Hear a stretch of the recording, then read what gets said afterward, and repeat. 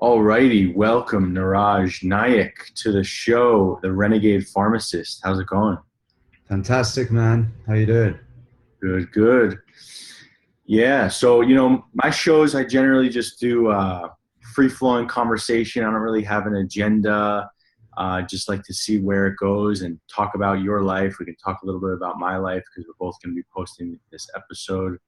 And yeah, so let's just start with you. You had a background as a pharmacist, and then you realized how corrupt corrupt. I don't know if that's the right word, but how ass backwards the Yes. system is, and you started shifting things in your life. So why don't you tell everyone about that?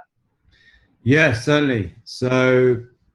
Uh, I actually worked in the community pharmacy for about 7 years, 7 or 8 years, and this was my big insight into the state of the healthcare profession in the UK. And it was very alarming to see how few people were actually getting any significant improvements in their treatments, and how many people were going away with like shopping bags full of drugs every single month. Day in, day out, I'd see patients of all different types, all different types of conditions. And people felt very helpless in the system.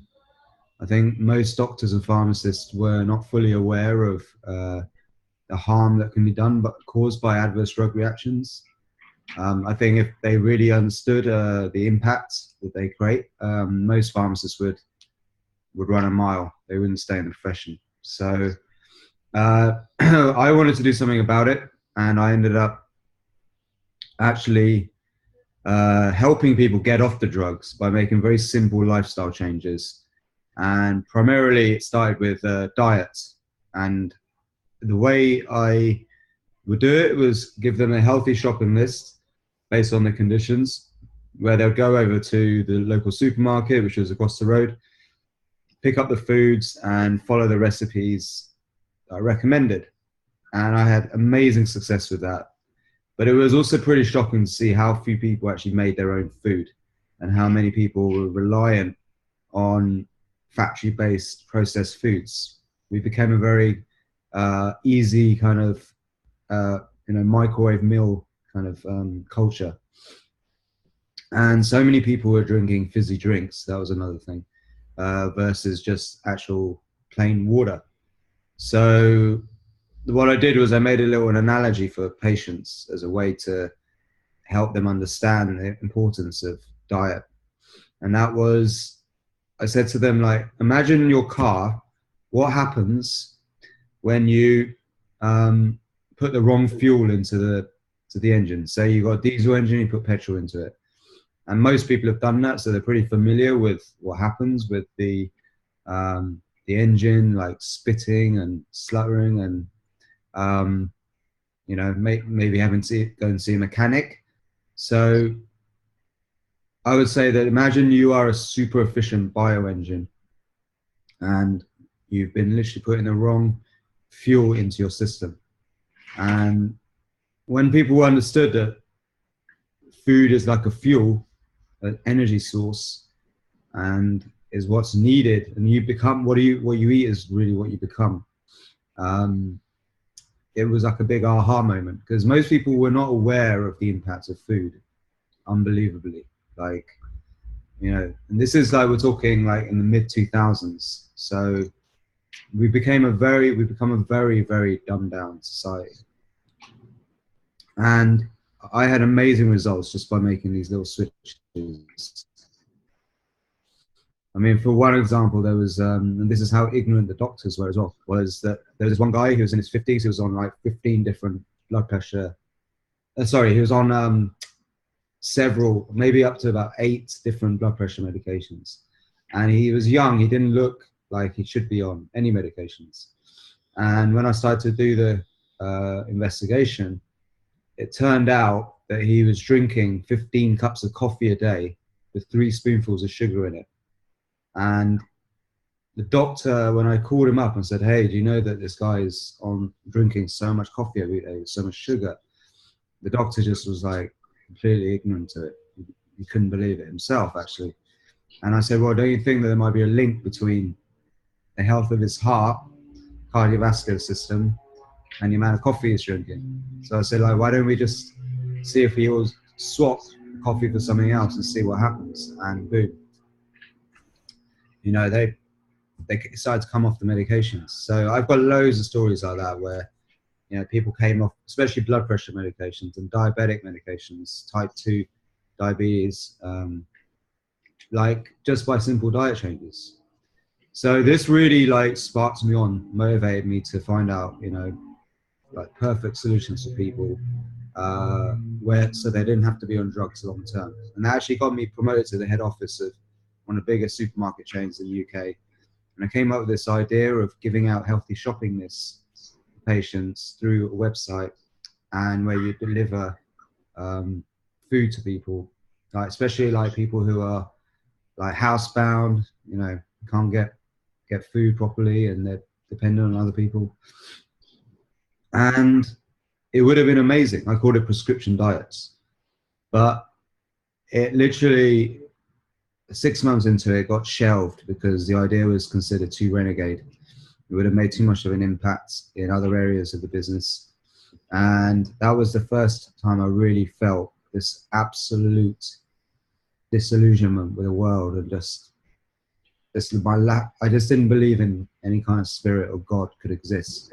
When people are genuinely trying to help people, and then some corruption kicks in and blocks an idea that could really, really help people. And I was so frustrated with the system that I had a choice. I either have to stay in the corporate head office, try and get a job there, which was a nightmare. I mean, I don't know if you've ever worked in a corporate head office and the cubicles. I was like, this is not the existence I want. Or I had to go back to being a pharmacist, doing what I was doing before, which was also very depressing. So boom, I actually got hit with a lightning bolt almost, you know, from the heavens. And I came down with ulcerative colitis, which is where it's a disease that affects the colon, and you get ulcers. And basically I was shitting blood like 40 times a day for a year, and I was in like the lowest point of my life, ready to give it all up. I was just surrendering to the system. I'd already asked the consultant, like, will diet make an improvement on this? Will and actually I was trying all of the things that's supposedly right. I was eating lots of vegetables. I was having like kind of raw foods. I was eating, you know, I was doing all of the things that conventionally at that time, you know, vegetarian, vegan foods and all this stuff was considered healthy by all the health nuts on the internet. And nothing was helping. Food was just passing through me. So, and I even said to the consultant, what about diet? Is this going to help? Does this impact this disease? She goes, no, diet doesn't, stress doesn't, it's incurable. Just shut up and take the pills. Pretty much that was her thing. And then they say that God stands for gift of desperation. And literally I was at such a low point because I was given two choices: either become a guinea pig for a drug that hasn't been tested yet, or have your colon removed if that doesn't work. And then you'll be shitting through a colostomy bag for the rest of your life. And I was like, life can't get much worse than this. So luckily at that point came someone who gave me a third path, a way out of this, called Swami Ambukananda. She's a very close friend. We worked closely together, and she basically taught me the foundations of yoga, pranayama, Ayurveda. And she said to me, if you can heal yourself now with your background and your like compassion, you'll be an amazing role model to other people. And so I went with what she said.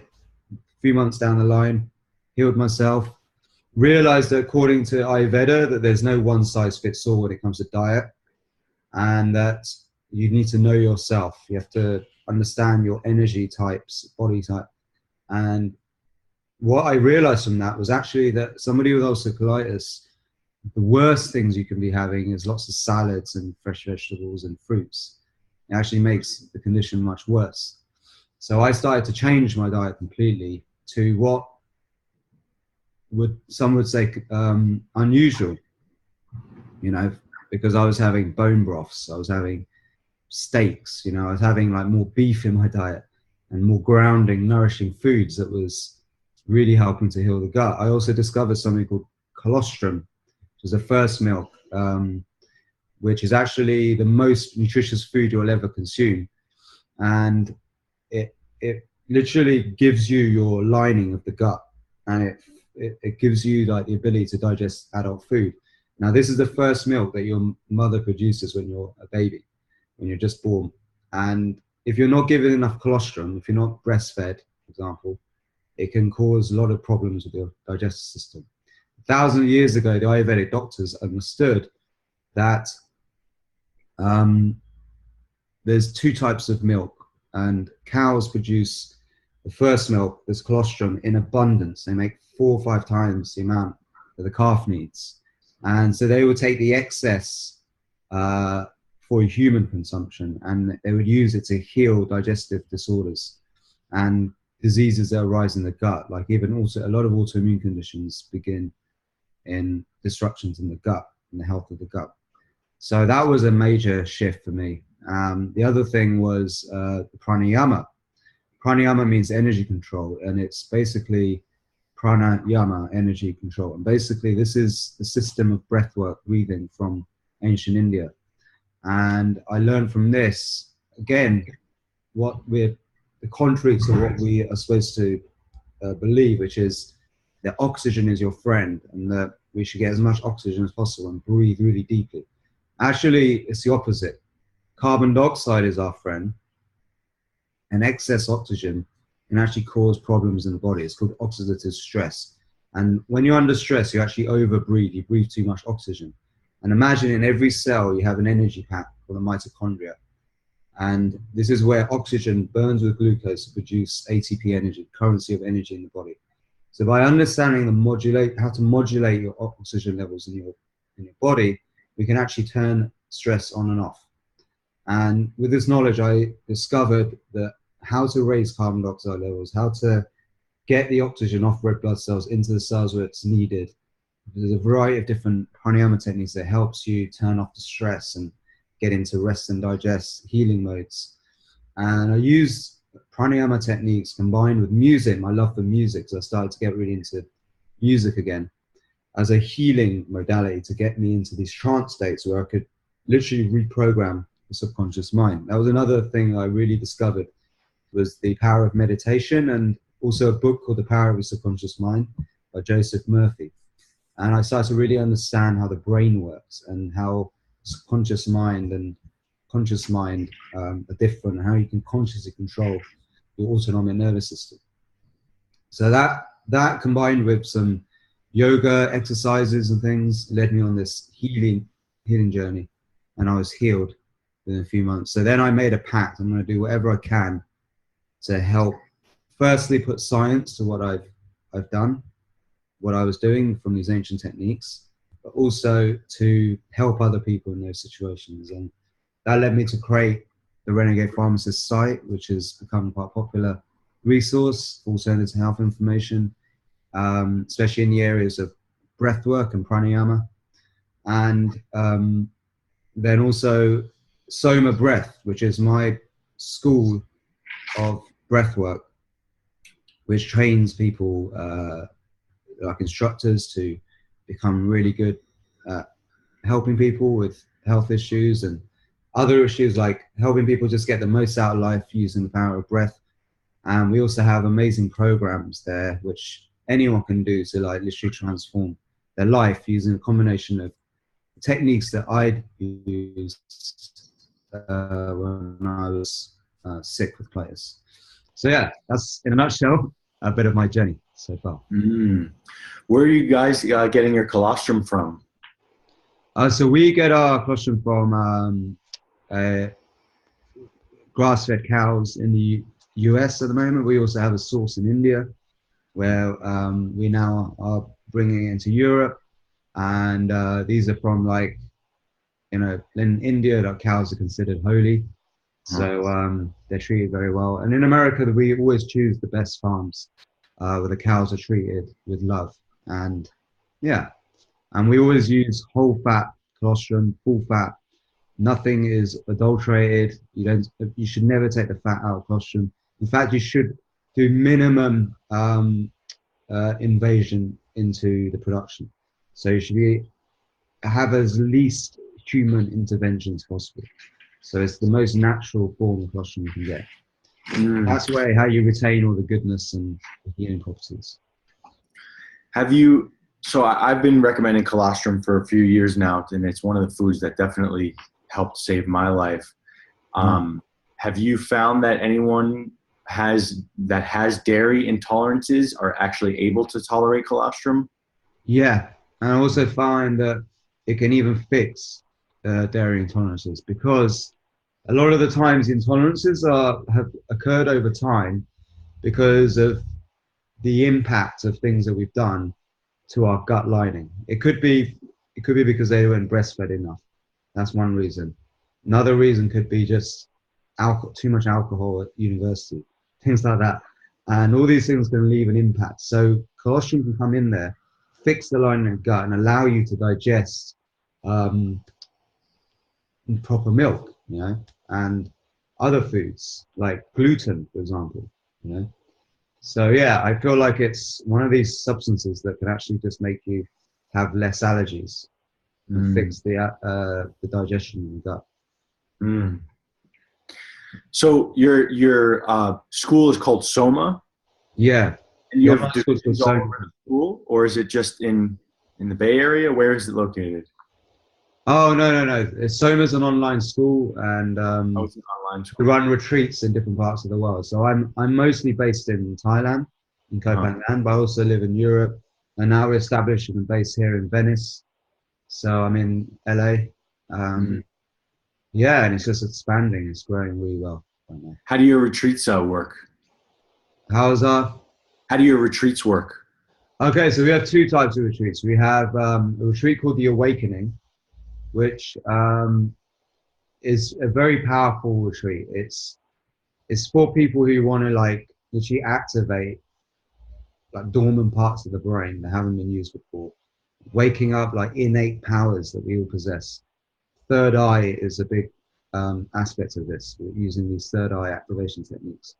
And a lot of the techniques that we do in the Awakening are based on my time when I was in India, where I was working with these after school franchises where we were, they're very popular in India now, where we would take children through a 2-day experience, transformative experience, where you're doing these ancient yoga techniques with like accelerated learning techniques. And what we were observing was remarkable feats from these children, like where the third eye awakens, and this gives them supersensory abilities. Now, in children, it's okay. Between 4 and 14, it works very well because the neocortex hasn't fully developed, and kids are more in this alpha theta brainwave state during this time, and the reptilian brain is more aware. Whereas as we grow older, the neocortex starts to form, and it starts to shut down some of the activity of the reptilian brain, the midbrain. So you lose some of these natural abilities that children already possess. But what we do in the Awakening is we help you get back some of those abilities. And that could be like more intuition, better creativity, like thinking really outside of the box, but more physical strength, energy, endurance, compassion. And these are one of the things, this is like what my big goal is right now, is that if we're going to change the world, we have to change the brains of mankind. We have to change the quality of a person is actually a lot down to our hard disk. The hard disk is our physical body. And in Ayurveda, there's no separation. The body and mind are one. Okay, so with understanding, unless we work on the parts of the brain that deal with compassion, kindness, and love and self-love, and in empathy and intuition, these positive traits that we should be developing, we're never going to change as human beings. The world is never going to move forward. So really a big part of what I'm doing, my mission with SOMA, is that we're just by going through one of our programs, a 21-day protocol, you develop desirable qualities in the brain that have not been present because we just haven't been trained in it. Our schooling system doesn't train in these qualities. Most of parents these days don't have time to help children become more compassionate and kind and empathic. But these are things that we can develop, and we can still develop them as adults. And so this is a big part of what we're doing with SOMA. Can we do a sample breath work, like one of the most basic breath exercises? Could we lead the audience in one of those? Yeah, sure. Of course. Okay, so this is a way for us to quickly turn off the stress. Okay, so what we have is we have the autonomic nervous system, okay, which controls all of the parts of the body that run on autopilot, like your digestive system, your heart rate, immune system. They're all controlled by the autonomic nervous system. Now, there's two sides. The sympathetic nervous system is the fight and flight response, the energy response, which produces adrenaline, and we need this to get things done, to do, move, and make stuff happen. The parasympathetic nervous system is for rest, digestion, reflection, creativity, and thinking, deep thinking. Now, we don't spend enough time in the parasympathetic state. Or if we do, quite often it's out of balance. We're like too much in the parasympathetic state and we become lazy. And if we're too sympathetic, we become too stressed. We can become angry, we can become, agitated and aggressive, too much. So we need a balance. So this one breathing technique actually switches off the sympathetic nervous system, puts you into the parasympathetic nervous system. It's a really good technique to do after having food that helps you digest. It's also good for sleeping. Okay? It's really simple. So everything we do in SOMA is rhythmical, based on rhythm. So if you have music that has like a beat. Can I play? I could play some right now. Do you have it on your YouTube channel? I can play one of my tracks. Sure. Go ahead. All right. Cool. Let me just set this up. Okay. We'll do one round of the daily dose. Okay.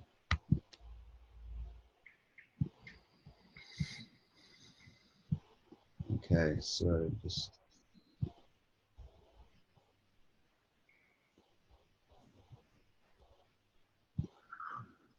okay. You hear this? Yep. Oh, I can see it. Yeah, I can hear it. Okay. So you want to sit with your back straight, upright position. You can also do this lying down if you want to go to sleep.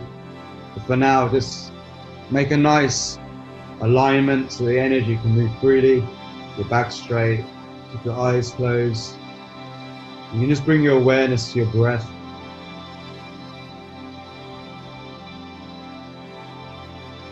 And just bring your awareness now to a feeling, an intention of gratitude.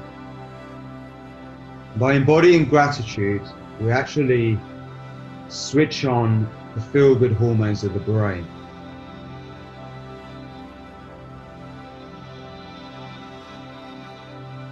And when we feel good, our vibration becomes stronger. The goal of what we do is to raise your vibration. So that's why embodying the feeling of gratitude is amazing.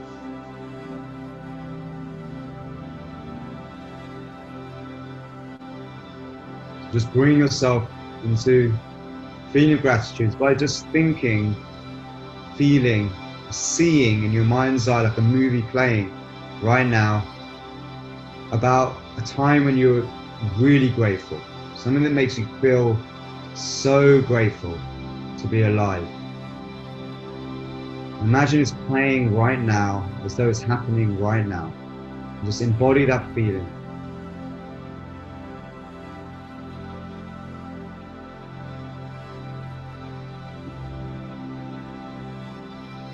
And you can even send this positive energy now towards something you want to do let's say in the next 7 days, something you want to achieve, you might be holding back, something really important. If you achieve it or attract it, manifest into your life, it will also make you feel so grateful to be alive. Just keep your eyes closed. Just get ready to breathe in the rhythm. In a moment, you're going to hear a beat. And I'm going to say in, I'm going to count the rhythm, and then when I say out, you're going to breathe out. You're going to breathe in from your belly, then into your chest, and make a circular motion through your nostrils, always breathing in through your nostrils, out through your mouth. Smooth, slow, and connected.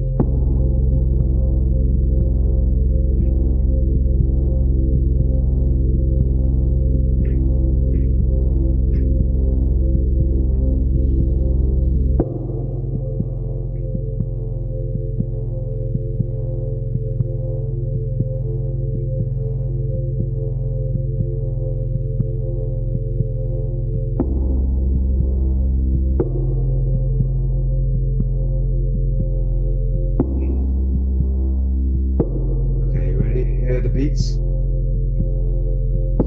In, out, 2, 3, 4. So those.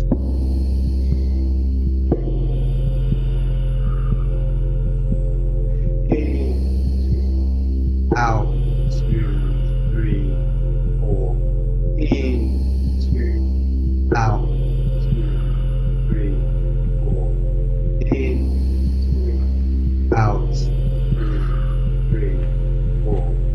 In, 2, out, 2, 3, 4. Get that rhythm. Really connected, no pause between your inhale and exhale.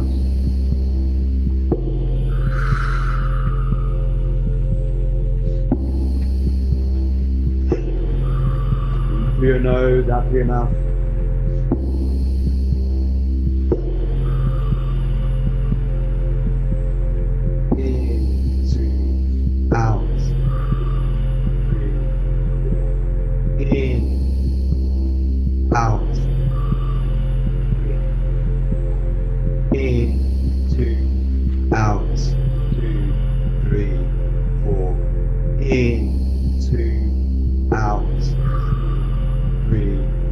So I keep breathing. Keep that rhythm smooth and connected.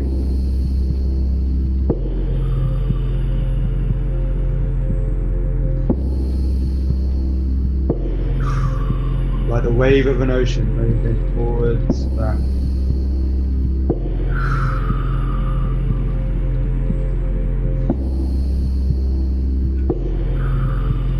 So I keep breathing. In, 2, out, 3, 4. In, 2, out, 2, 3, 4.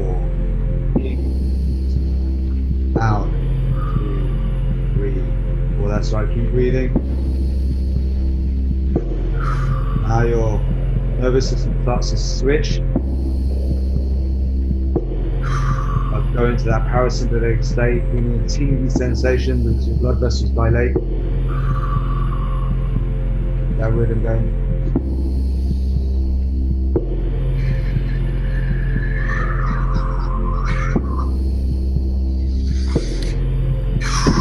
Trying to feel more and more in the flow.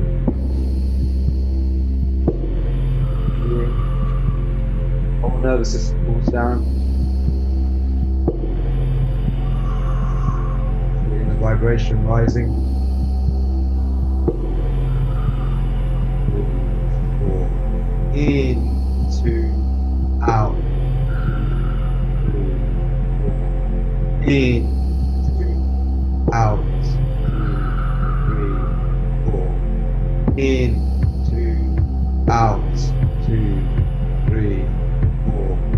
In, 2, out. 2, 3, 4. In, 2, out, 2, 3, 4. In, 2, out, 2, 3, 4. In, 2, out, 2, 3, 4. In, out. 3, 4. In, 2, out. 3, 4. In, 2, out. 2, 3, 4. In, 2, out. 2, 3, 4. In, 2, out. 2, 3, 4. In, 2, out. 2. Keep breathing, keep connecting. In, 2, out. 2, 3, 4. In, 2, out. 2, 3, 4. Now fully in. And fully out. All the way out. Make a hissing stance. Let go of all the air in your lungs. Let your neck drop forward. Let your chin go towards the chest. And hold your breath.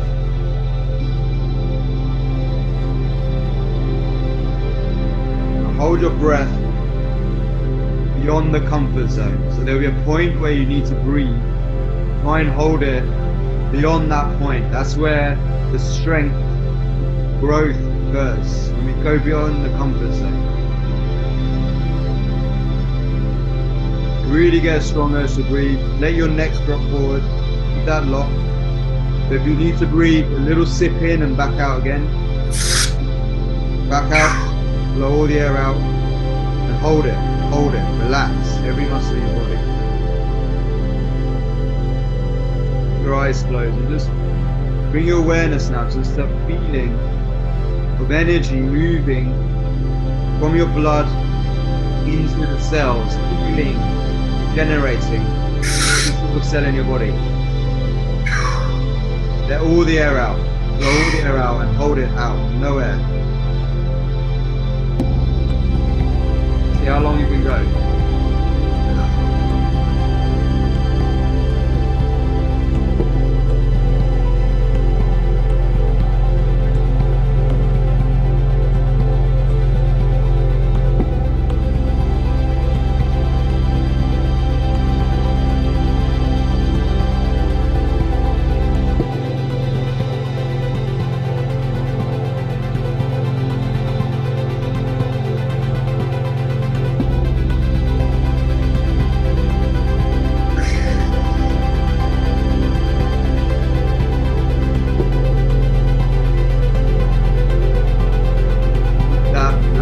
Levels start to drop, start to get that positive response to the body.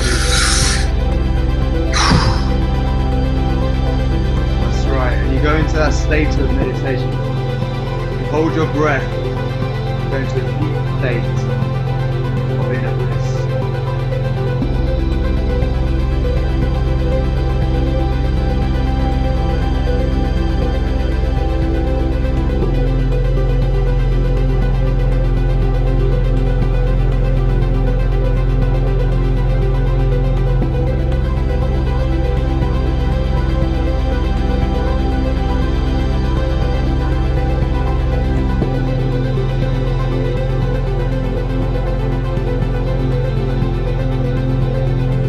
Get that big urge to breathe now. You're going to take a deep breath in, fully in.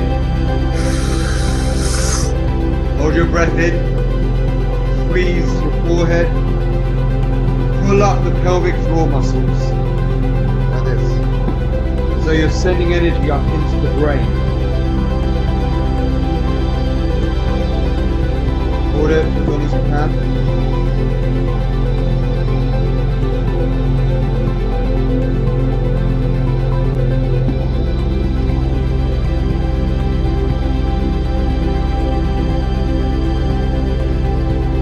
Can't hold any longer, just relax.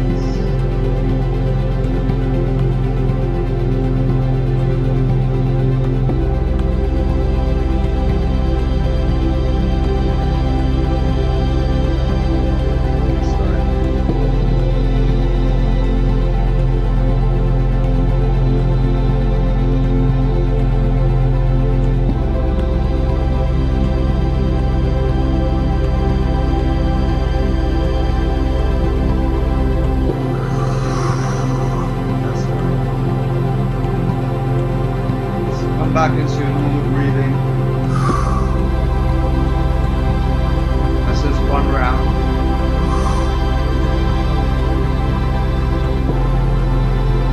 Just observe how you feel.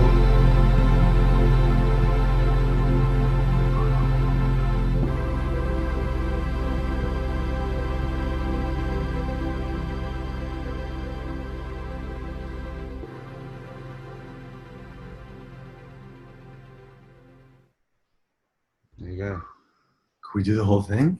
You want to do the whole thing? I'm gonna use the restroom. I want to do the whole thing for sure. All right, go for it. I'm gonna pause the recording. So let me just. Hey everybody, make sure you're following along. You need this much more than you need words or more facts. Okay.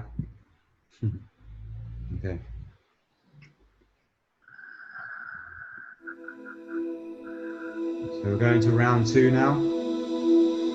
The daily dose. So bring yourself back into normal breathing. Bring your awareness towards an intention. Something you want to manifest. Your eyes closed. Now you'll see the rhythm changes.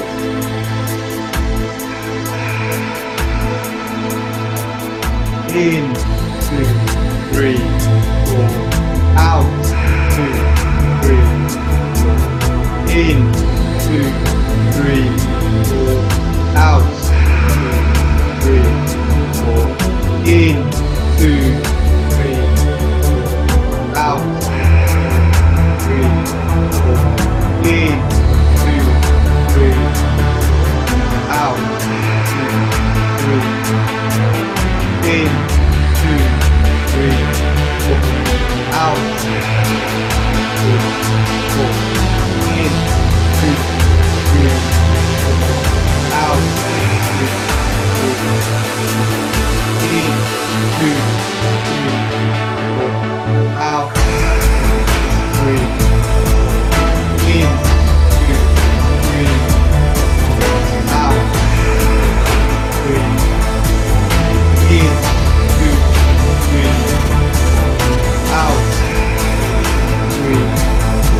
in, 2,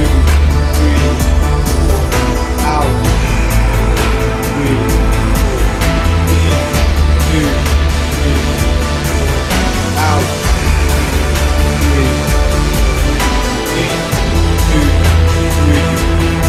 3, in, 2, 3, out,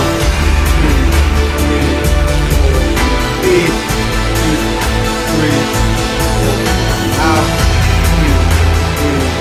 in, 2, 3, out, 2, 3, in, 2, 3, 4, out, 2, 3, 4. That's right, keep going.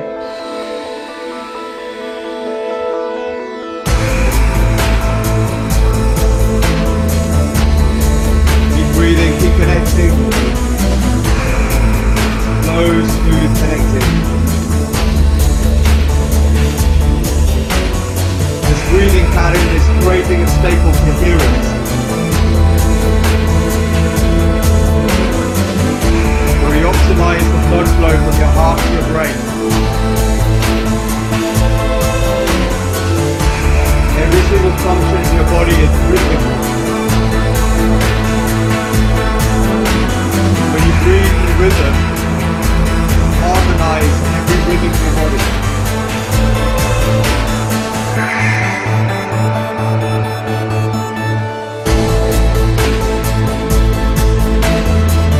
Rhythmic breathing is getting into the flow. Breathing in that rhythm.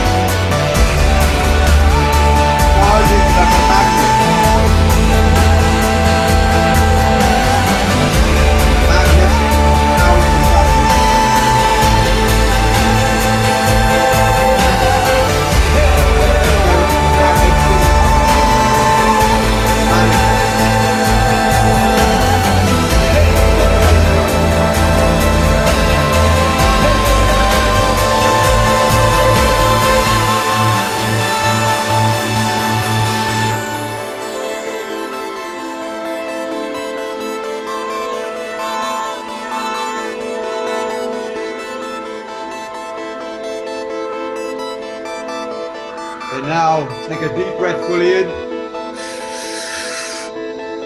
Squeeze. And let go.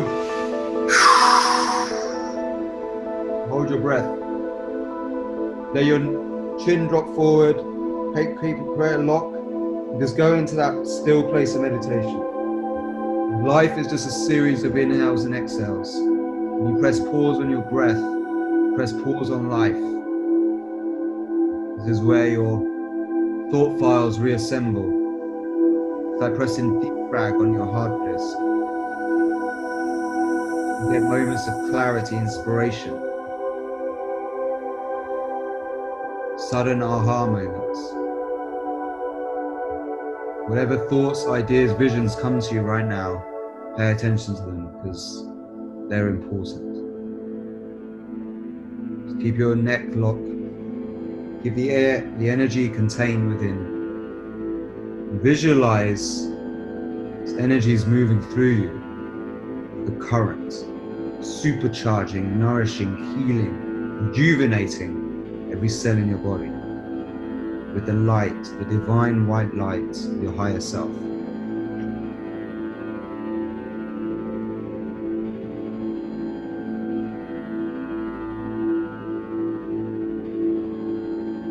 This is the ancient practice, Himalayan yogis, Kumbhaka, to reach samadhi, states of bliss, oneness, connection, everything that all that is.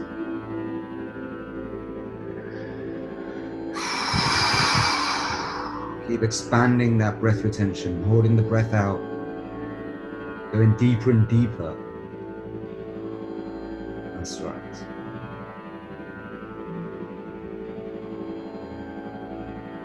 In the moment when you get really big, strong to urge to breathe, you're just going to take a full, big, deep breath in, hold the breath in and contract the pelvic floor muscles up. Imagine you're pulling electricity up from the root, like a current, into your third eye, activating your midbrain, the seat, your supersensory connection. That's right. This is your ability to transmit frequency to the universe of what you want to bring in, call in, attract, manifest into your life.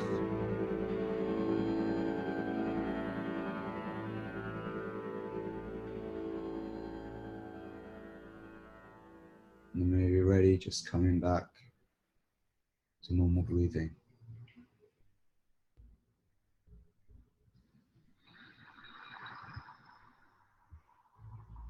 There you go.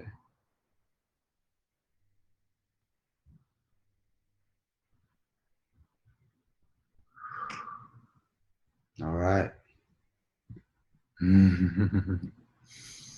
How you feeling? Amazing. This is the ancient practice of Kumbhaka. What is it called? Kumbhaka. Kumbhaka. It's ancient Himalayan yogi technique that predates the Vedas even. It's a very powerful technique. It's derived from the SOMA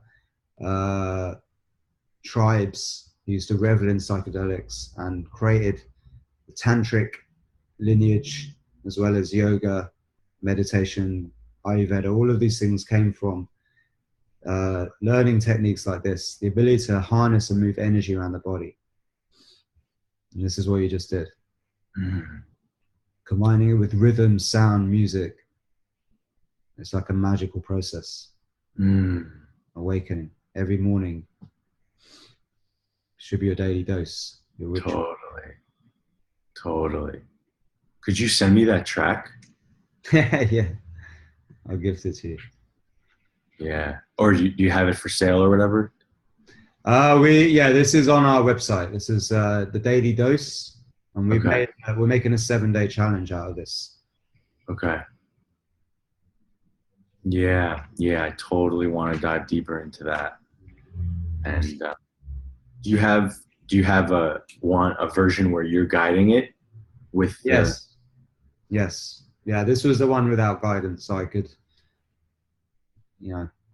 pick you Well, up. you were guiding this one I then. was just guiding it just through this. Yeah. I have one where it's pre-recorded with my voice. Oh, okay. Yeah. And we have a Wow. 21-day protocol which takes you through various breathing practices. Each week gets more and more powerful. Okay. Wow. Could you send me a link to that for people to buy it?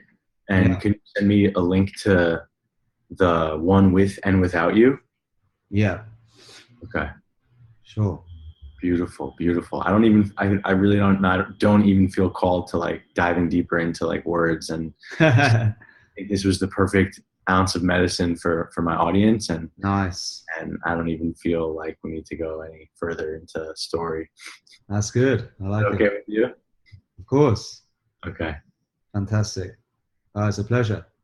Beautiful. This was beautiful, beautiful. I would love to keep in touch if you want to send me your email or whatever, Yeah, certainly. because I know I was in touch with Natasha. Yeah. Yeah, we can stay in touch for sure. Okay. I'm moving to Santa Cruz if you're ever around. Oh, I have some very good friends there. Okay. Yeah, yeah. What do you do yourself then? I'm a detox coach. Okay. Parasite, heavy metal, mercury, Lyme detox. I help people clean this vessel so that those sort of exercises are even more potent and Of more powerful. course. Beautiful. I went through about 3.5 years of severe, life-threatening illness, and Really? What did you have? I had severe mercury poisoning and parasites. Oh, wow. How Yeah. did you that happen? Fillings, sushi, swordfish, tuna. Really? Yeah. Sushi is dangerous, is it? Really? Yeah. I would It's like stay a raw away from it fish. unless you're gonna have vegetarian sushi. Really? Yeah. Is that like a more of an American thing, or is that this is a worldwide thing? I guess it's pretty worldwide. I mean, sushi in Japan is even worse because of the radiation in the fish. Yeah. And sushi in the US, we're dealing with radiation, but unless you're getting a very, very small fish like a mackerel or sardines, which rarely sushi is made with, then you're basically taking in mercury. And then the salmon that they use is farmed salmon, which is Mhm. highly toxic, very low vibration. Really? And if you're lucky to get a wild salmon, that's pretty safe. But everything else is really, really toxic with mercury if you compound it over the weeks of having it. Wow. Yeah. Okay. I had no idea. Yeah. Well, yeah, I know. I know. I mean, what quantity were you eating? I was having a lot of sushi. I was having all you can eat sushi like once a week. I was a, Okay. I was a jujitsu fighter. I traveled around the world and competed in Brazilian jiu-jitsu for about 5 years, Mm. and so my appetite was voracious. And I had all you can eat sushi once a week, and then I probably had sushi one other time that week, Yeah. like high quality. Wow. Yeah, Okay. yeah. So yeah, you're having a lot of fish in your diet. I Because was I having a had, lot.